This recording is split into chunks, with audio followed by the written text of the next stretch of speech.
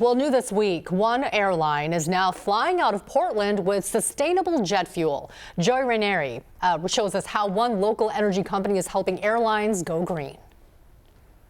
90% of the state of Oregon's jet fuel is stored in tanks like these along Highway 30 in northwest Portland. Well, 2 of these tanks are going green.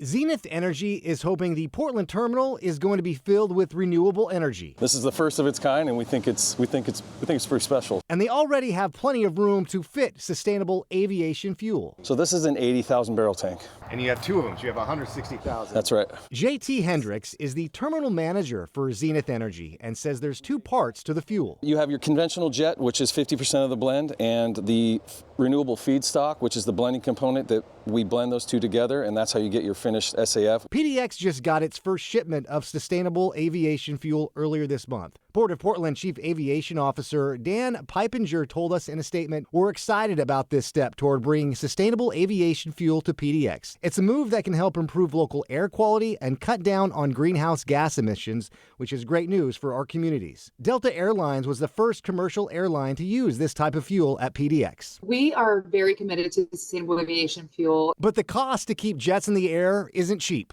Unfortunately, sustainable aviation fuel is still a very nascent technology, and there's a couple of different ways of making it, but they're all very nascent and all very expensive. Charlotte Lawler with Delta Airlines says they are working with different suppliers to keep the cost down. Today, it's still 2, sometimes 3 times more expensive than conventional jet fuel.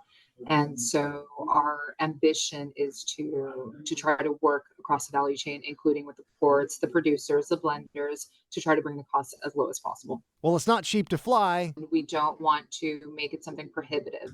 And so what we're really focused on right now is working with different partners across the value chain. Lawler and Delta Airlines are doing all they can to drive down the cost, at the same time moving toward a greener way to take to the sky.